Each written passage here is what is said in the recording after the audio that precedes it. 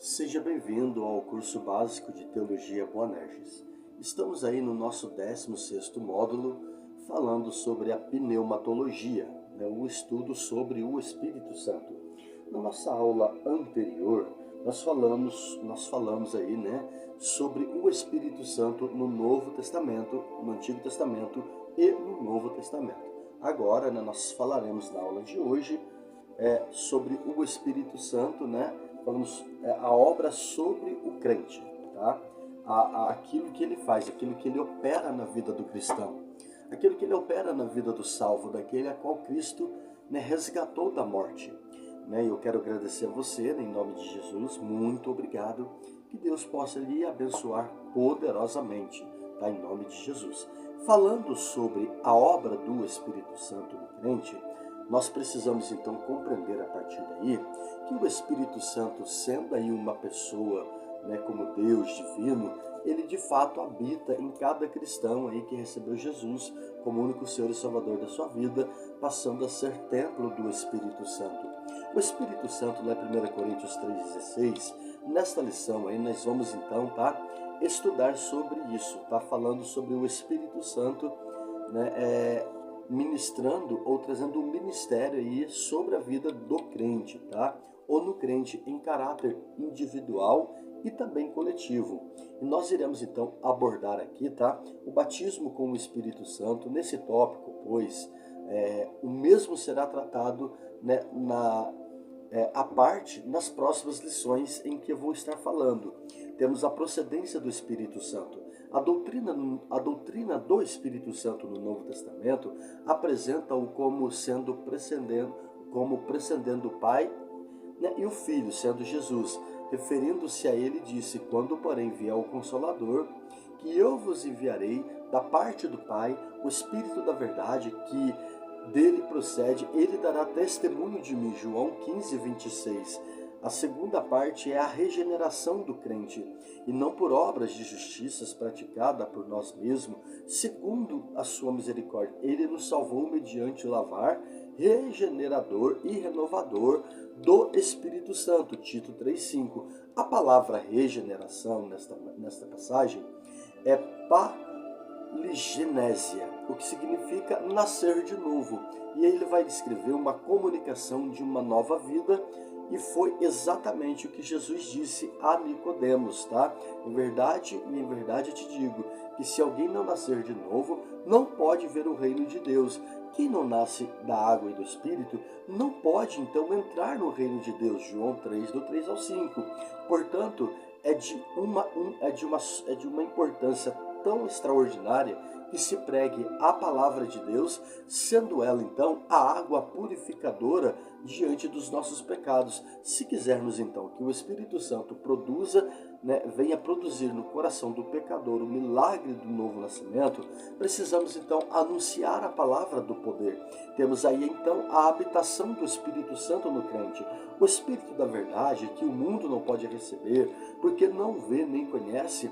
Vós o conheceis, porque ele habita convosco e estará em vós. João 14:17. O apóstolo Paulo, lá na carta de 1 Coríntios, capítulo 6, versículo 19, vai dizer o seguinte: acaso não sabeis que o vosso corpo é santuário do Espírito Santo, que está em vós, o qual tendes da parte de Deus, e que não sois de vós mesmo?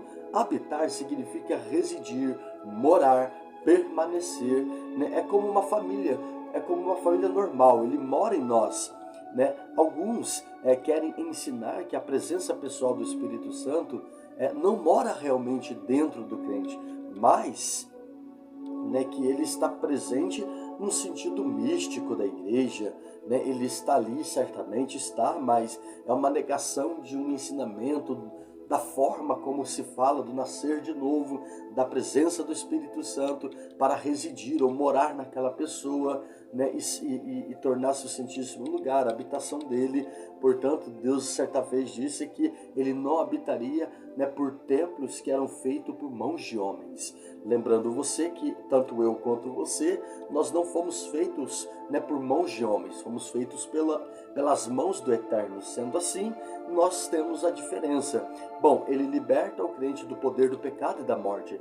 Essa é a dimensão exata do poder do Espírito Santo, a qual vai operar de forma prática na vida de cada ser humano, para que, segundo a riqueza da sua glória, vos conceda que sejais fortalecidos com poder mediante o Espírito do homem interior, Efésios 3,16 e também Efésios 1,9, Romanos 1, Romanos 8, do 1 ao 2, não podemos dizer que somos apenas humanos naturais, porque agora possuímos a dinâmica e a manifestação do Espírito Santo na nossa vida, que nos tirou da escravidão, do pecado. Estamos então agora em um outro reino, e ele nos libertou do império das trevas e nos transportou para o reino do Filho do seu amor, Colossenses 1,3. Glória a Deus por isso, aleluia. O que ele está fazendo aqui, Ele nos resgatou da obra do inferno, ele nos resgatou das obras de Satanás, ele nos resgatou da sentença do inferno. Ele, o Espírito Santo, nos dá a certeza que somos salvos. O próprio Espírito testifica no nosso espírito que somos filhos de Deus, Romanos 8,16, assim como também Efésios capítulo 1, versículo 13 ao 14, João capítulo 5, versículo 24, ele é aquele que santifica o crente. A obra santificadora é gerada pelo Espírito Santo. A palavra santificação no grego é kadoki, que significa separação e dedicação. O Espírito Santo, ele é o agente realizador da santificação na vida do cristão. 2 Tessalonicenses 5, 23, 1 Pedro 1, do 14 ao 15, Romanos capítulo 1, versículo 4. O Espírito Santo também reveste o crente de poder.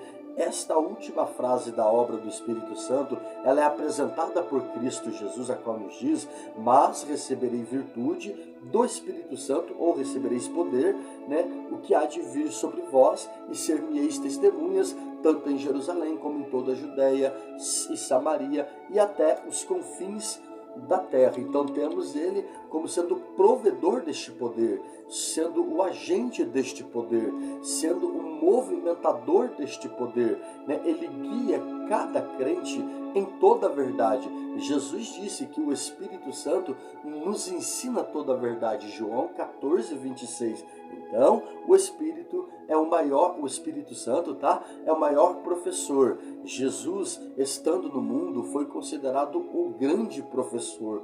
Porém, é o Espírito Santo que ocupou então o lugar do ensinamento, a milhões de discípulos, que tiveram encontro com Jesus. Então hoje é Ele quem nos ensina, hoje é Ele quem nos conduz, hoje é Ele quem faz toda a obra acontecer, hoje é Ele quem está conosco, hoje é Ele quem move tudo e todas as coisas, tá bom? O Espírito Santo torna possíveis toda a forma, de comunhão aí, tá? Na oração, vós, porém, amados, edificando-vos na vossa fé santíssima, orando no Espírito. Judas capítulo 20, tá?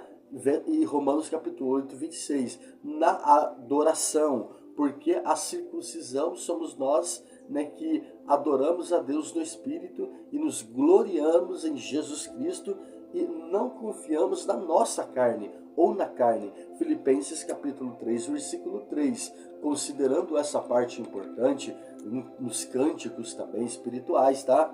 E não vos embriagueis com vinho em que há contenda, mas enchei-vos aí com o Espírito, falando, entre vós em salmos, hinos, cânticos espirituais, cantando e salmodiando ao Senhor no vosso coração. Efésios capítulo 5, 18 ao 19 e também Colossenses 3, 16 e 1 Coríntios capítulo 14, versículo 15. Temos também a diversidade de operações que o Espírito Santo exerce sobre a vida de cada crente, tá? A palavra de Deus vai nos dizer em 1 Coríntios 15, 12, 6, e há diversidade de operações, mas é o mesmo Deus. É o mesmo Deus, tá? Que opera em tudo e todos. O que é diversidade de operação? Diversidade de operação é a múltipla criatividade da pessoa do Espírito Santo na vida de cada crente, para que possa estabelecer um ponto de fé e uma partida aí da operação de um milagre. As diversidades de operações são milagres, e operados segundo o mover do Espírito Santo, mas a tentativa aí de padronizar, tá, a operação do Espírito Santo está muito fadada, ou até mesmo levando ao fanatismo e ao fracasso. Podemos então encontrar vários exemplos, né, dessa diversidade da operação em toda a Bíblia, tanto no Antigo Testamento quanto no Novo Testamento, né, quanto aí a manifestação do Espírito Santo e a forma como ele se move. Como lá no Novo Testamento, né, nós vamos notar aí a diversidade de operações de ministérios, tá, em questão aí, tá, a tudo que foi colocado na palavra de Deus. O próprio Senhor Jesus, né, com a diversidade de operações em seu ministério, ele operou de todas as formas, né, e curou de várias maneiras, né. Outrora, né, curava usando a saliva, outrora mandava lavar no tanque, enfim, ele foi operando, né, segundo o Espírito Santo lhe conduzia para que o fizesse. Temos então a partir daí o que é chamado o batismo com o Espírito Santo. E o batismo com o Espírito Santo, ele aconteceu lá no dia do Pentecoste, que ocorreu em um dos maiores eventos da igreja cristã, ou seja, o que é chamado sobre o derramamento do Espírito Santo em Atos capítulo 2, versículo 1 e o versículo 4. Embora o Espírito Santo seja algo glorioso para a vida de cada cristão, precisamos compreender então, né, que não é alvo final, é uma porta para a admissão, né, a uma vida mais profunda com Deus, no que se refere a uma vida espiritual. Não é um fim, é o princípio quanto se serve a Deus, e também é o princípio aí de se mover, né, em questão aí de conhecer o reino de Deus através da pessoa do Espírito Santo, e sim em um meio, né, de produzir abundantemente frutos esses que são para a glória de Deus.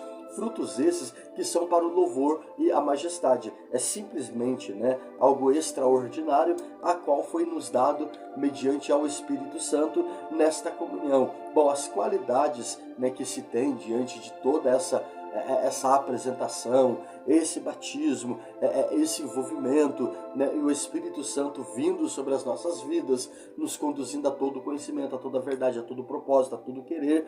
O Espírito Santo, então, ele vai nos levando, né, a ter uma vida totalmente voltada para Deus, né, e queremos então, né, frisar isso. Temos então a promessa do Espírito Santo, né, lá no Antigo Testamento. O derramamento do Espírito Santo no livro de Atos, capítulo 2, ela foi um cumprimento, tá? Um cumprimento das promessas que estavam lá no Antigo Testamento. E sim, em várias passagens da Bíblia do Antigo Testamento, fora profetizada pelos profetas, né, que assinalavam que haveria um dia em que Deus ele derramaria o seu Espírito de uma forma tão extraordinária. Em outras palavras, aquilo que tinha sido uma experiência totalmente excepcional de poucos isoladamente, transformou-se em uma experiência coletiva, onde foi se esparramando por todas as regiões, tá? Até que se derramasse o Espírito Santo lá do alto. Então todo o deserto se tornaria ali o pomar, e o pomar seria, né, tido como um bosque totalmente frutuoso. Isaías 44:3. Porque derramarei água sobre o sedento e torrente sobre a terra seca, derramarei o meu espírito sobre a tua posteridade e a minha bênção sobre a tua descendência. Olha que promessa extraordinária e que garantia poderosa da parte de Deus. Provérbios capítulo 1, versículo 23, atentai para a minha repreensão, eis que derramarei copiosamente para vós, outros, o meu espírito, e vos farei saber as minhas palavras. Então temos então, né, aí o derramar do Espírito Santo como sendo conhecedor da palavra. Joel 2, 28 e 29, acontecerá depois que derramarei meu Espírito sobre toda a carne, vossos filhos e vossas filhas profetizarão, vossos velhos sonharão e vossos jovens terão visões, até sobre os servos e sobre as servas derramarei o meu Espírito naquele dia ou naqueles dias. É a promessa mais excepcional, confirmando então Atos capítulo 2, do versículo 1 ao versículo 4, tendo então a promessa do Espírito Santo, né, sendo acontecida no Novo Testamento. João Batista, sendo o precursor ou anunciador de Jesus, disse que viria alguém após ele, né? Mas primeiro ele disse, ó, batizava-vos com água para arrependimento, mas que viria alguém maior do que ele, né? A qual ele não era digno de desatar a sandália dos pés, e o qual derramaria o Espírito com fogo, né? O Espírito Santo como fogo. Mateus 3, versículo 11. Tá? Quero então deixar ciente, né, aos amados alunos presentes, né, que existem várias interpretações teológicas, né, a expressão fogo que fora usado nesta passagem, né, a de João. Alguns acham aqui que temos dois batismos, um do Espírito e outro com fogo, e este último está relacionado, né, ao fogo do inferno para os não arrependidos. Assim então interpreta, né, Orígenes, Neander, Meyer, né, White e outros teólogos modernos. Outros acham que o fogo, neste caso, significa o fogo que vai destruir o mundo inteiro, né, naquele último dia, o chamado dia do juízo final. Porém, já na Igreja Católica, vai relacionar este fogo como o fogo do purgatório. E por fim, há aqueles que relacionam, tá, este fogo como sendo um ministério purificador do Espírito Santo na vida do cristão. Assim, então, interpretam Estevão Ângelo de Souza em seu livro Nos Domínios do Espírito Santo. Também David Paul, né, em seu livro O Espírito Santo, o Meu Companheiro. E também nos comentários da Bíblia do Novo Testamento, né, dos escritos, que o fogo indica o caráter e o batismo com o Espírito Santo. Então temos várias opiniões sobre, né, o Espírito Santo, né, em questão assim, em questão a pessoa do Espírito Santo. E tendo aí essas interpretações, temos então a interpretação que é muito mais aceita, é a do fogo do versículo 11, que vai indicar a obra purificadora do Espírito Santo sobre a vida das pessoas que estão arrependidas. Já o fogo do versículo 12 simboliza o fogo do juízo sobre a classe que não estão arrependida, visto que João estava pregando a sua mensagem a duas classes, né, de pessoas, as que se arrependiam e as que não se arrependiam. Então ia ter com ele em Jerusalém toda a Judéia e toda a província adjacente a Jordão, e era por ele batizado no Rio Jordão, confessando seus pecados. E vendo ele muitos fariseus dos saduceus que vinham ao seu batismo, dizia-lhe: raça de víbora, quem vos ensinou a fugir da ira futura? Produzi, pois, frutos de arrependimento. Mateus 3, do 8 ao 9. Temos também o Senhor Jesus. Jesus não somente predisse, mas também prometeu, né, que enviaria a pessoa do Espírito Santo de modo especial, né? Ele vai falar: "Lo rogarei ao Pai, e ele vos dará outro Consolador, o Espírito da verdade", João 14, 16 ao 17. Cristo, depois de ressuscitar, disse aos seus discípulos: "Permanecei em Jerusalém, até que do alto sejais revestido de poder", Lucas 24, 49. E mais: "Vós sereis batizados, né, com o Espírito Santo, não muito depois destes dias", Atos capítulo 1, versículo 5. A palavra vai nos ensinar então e vai nos mostrar, né, que haveríamos de receber esse poder, esse cumprimento de toda a palavra. E temos então o cumprimento dela, né, o que é conhecido o dia do Pentecoste. E de repente veio, né, do céu um som como de um vento impetuoso e encheu toda a casa onde estavam assentados, e apareceu distribuída entre eles línguas como fogo, e pousou sobre cada um deles. Todos ficaram cheios do Espírito Santo e passaram a falar em outras línguas, segundo o Espírito lhe concedia que falasse. Atos 2, do 1 ao 4. Não apenas os discípulos de Jesus estavam ali, como homens e mulheres, até mesmo Maria, mãe de Jesus, receberam a plenitude do Espírito Santo. Atos do 1, 14 ao 15. O impacto que os discípulos sofreram, né, com a morte de Jesus parecia ser drástica, porém a ressurreição trouxe uma esperança, e após essa ressurreição, né, após ter trazido essa esperança, trouxe então a confirmação e o batismo como Espírito Santo, tendo aí a transformação de vida, tanto de homens como de mulheres, inúmeros de milagres que foram acontecendo, né, na igreja mediante a presença do Espírito Santo. E sim, foi o Espírito Santo que promoveu os crentes, né, dos primeiros séculos, né, em questão ao cristianismo, e tudo o que necessitava para que houvesse o desempenho em questão em pregar o evangelho a todas as pessoas, né, para que houvesse o aceitamento da palavra de Deus.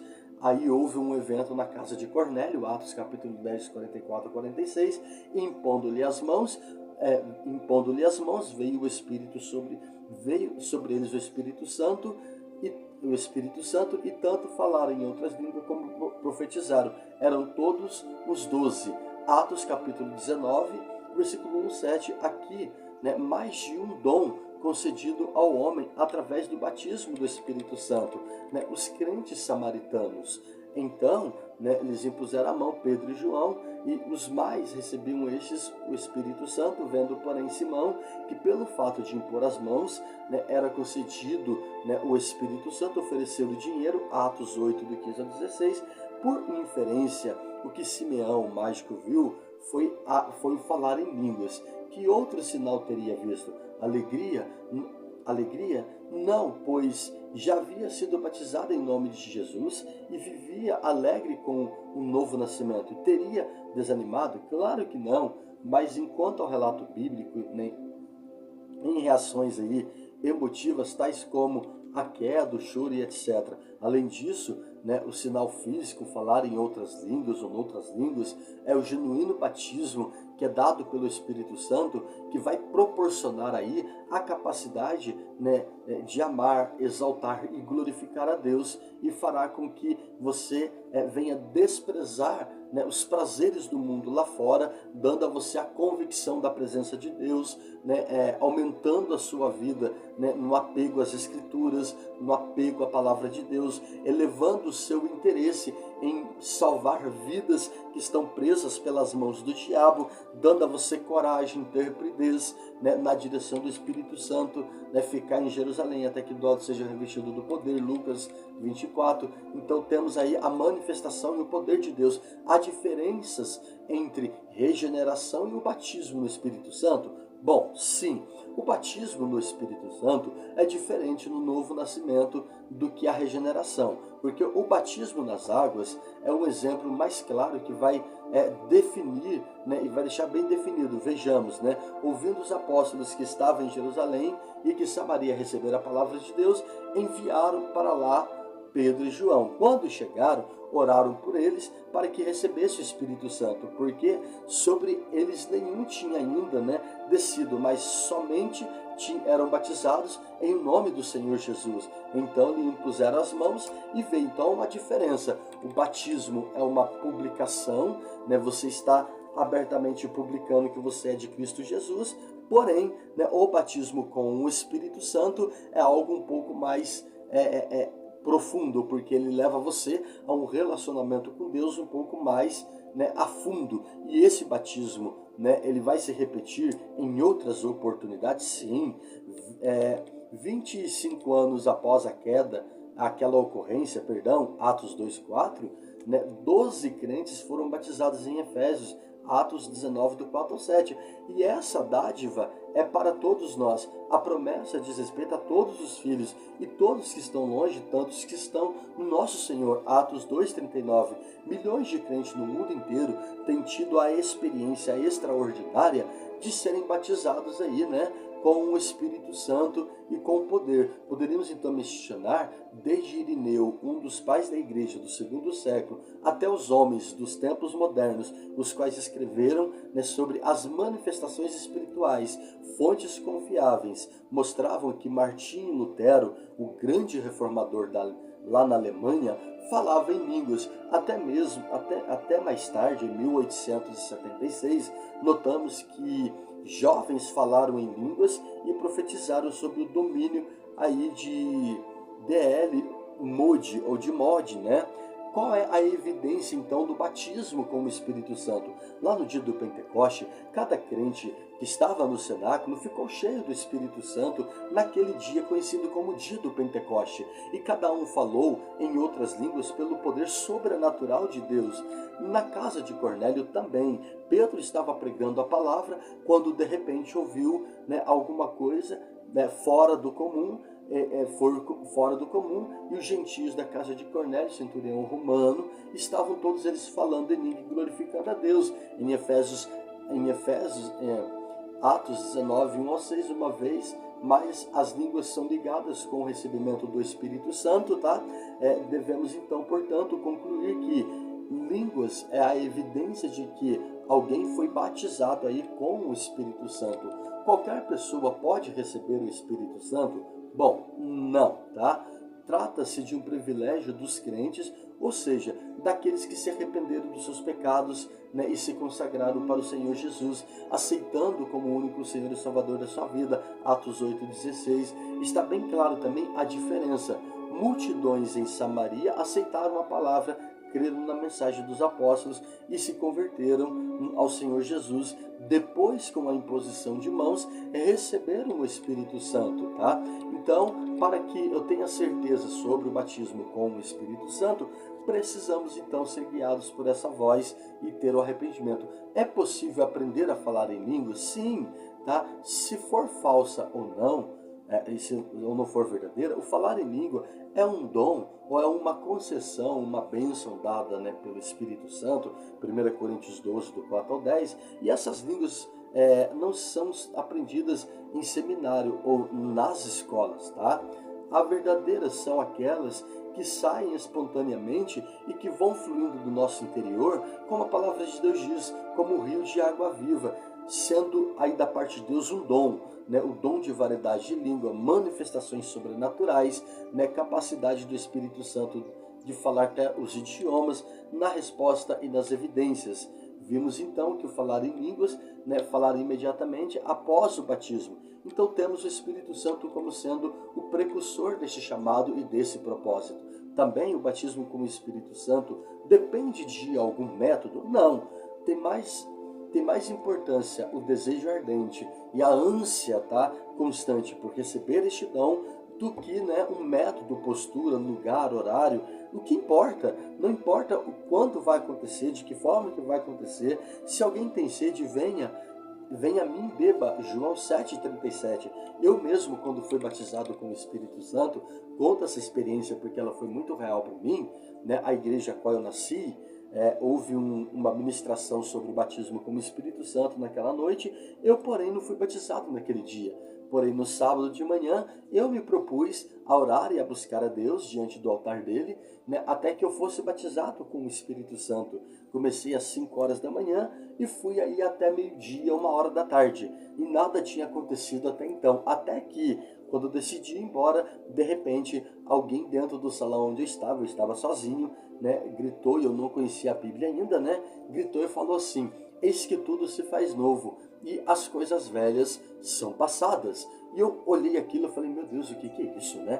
Aí, de repente, Deus me deu uma visão de 4 homens dentro do salão, e eles me puxavam para baixo com tanta força que eu fui perdendo a força do meu corpo, até que dentro de mim, a voz que gritou fora, gritou dentro de mim: eis que tudo se faz novo e as coisas velhas são passadas. Quando repetiu pela segunda vez, eu comecei a falar em línguas, uma atrás da outra, de forma inexplicável. Aqueles homens explodiram na minha frente. Eu entendi depois que eram demônios, né, que estavam naquele lugar tentando me impedir, né, de ter esse encontro real e genuíno. Porém fui batizado sozinho, né, estava ali sozinho assim, não tinha mais ninguém comigo, além do Deus Pai, Deus Filho e o Deus Espírito Santo.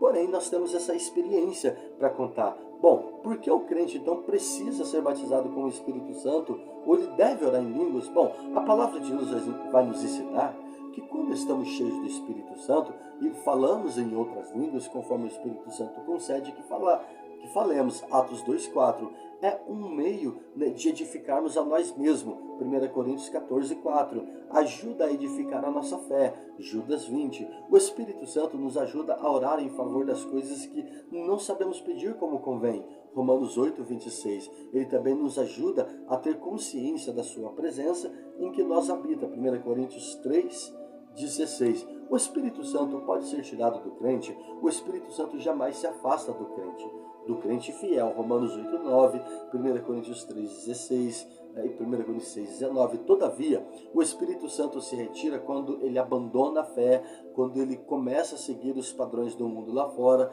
porque o Espírito Santo não pode habitar nesse templo, por esse templo estar compactuando com o mundo lá fora, né, e vivendo de acordo com os prazeres do mundo lá fora.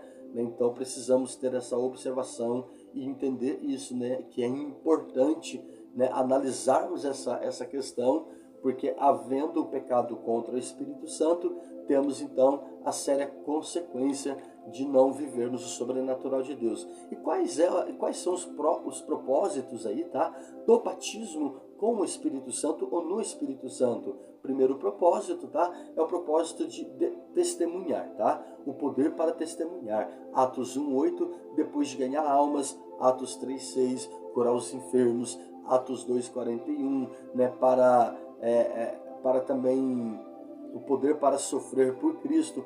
Atos 7:55, o poder para triunfar sobre as hostes malignas. Efésios 6:12, o poder para orar eficazmente. Efésios 6:18, e o poder para conduzir os dons. 1 Coríntios 12:4. Quais são as atitudes que devemos tomar então, né, para receber o Espírito Santo? Primeira coisa importante aqui, tá, para que nós possamos receber o Espírito Santo, é o arrependimento, tá? Depois precisamos crer. A fé é a convicção pela qual o homem recebe quando vem de Deus. Hebreus 1:6, Hebreus capítulo 11, versículo 6, e Tiago capítulo 1, do 6 ao 8, né, pedindo, né, Lucas 11:13, orando, Lucas 18:1, tendo sede, Salmo 143:6, obedecendo, Atos 5:3, mantendo um coração limpo e sensível à pessoa do Espírito Santo, João 13:10, né, por imposição de mãos, Atos 8:14-17, tendo aí uma atitude de louvor e adoração a Deus em espírito e em verdade, João 4:23, e temos os dons espirituais, né, no que diz respeito aí, né, aquilo que Deus vai nos dando e vai nos conduzindo diante da tua palavra. Um dos assuntos aí que são importantíssimos no Novo Testamento, né, são as manifestações do Espírito Santo como ferramenta de trabalho para o desempenho do ministério. E precisamos da ajuda do Espírito Santo para que isso aconteça. E são os dons espirituais que vêm para ajudar a igreja, crendo então que a igreja precisa se mover, né, no chamado dons para que haja a celebração das bodas, né? Bom, cessaram-se os dons espirituais? Claro que não, né? 1 Coríntios 13:8, o amor jamais acaba, mas havendo profecia desaparecerão, havendo línguas cessarão, havendo ciência passará, porque em parte conhecemos e em parte profetizamos, quando porém vier o que é perfeito, então o que em parte será... Então, o que é em parte será aniquilado. Quando eu era menino, falava como menino, sentia como menino, pensava como menino. Quando cheguei a ser homem, desisti das coisas próprias de menino, porque agora vemos como um espelho obscuramente, então veremos face a face. Agora conheço em parte, e então conhecerei como também sou conhecido. Agora, pois, permaneça a fé, a esperança e o amor. Estes três, porém, o amor é maior. Destes é o amor, tá? Os tradicionais afirmam que o perfeito aqui é mencionado ainda não tinha vindo para o escritor, quando de fato aconteceu. Porém, precisamos compreender que a ideia do perfeito na palavra, né, é quando todas as coisas chegaram ao seu pleno conhecimento, tá? A sua plena perfeição. Até lá, né, os dons servem para a igreja, os dons servem para o ministério e servem para a manifestação da glória de Deus, para que possamos então, né, manifestar segundo o propósito do Senhor. Terminando aqui, né, vamos falar sobre os dons do Espírito Santo, tá? Dando aí continuidade nesse assunto na nossa próxima aula, tá bom? Que Deus possa lhe abençoar de forma poderosa e no nome de Jesus, até a próxima aula, em nome de Jesus, tá bom? Graça e paz, até mais. Tchau, tchau.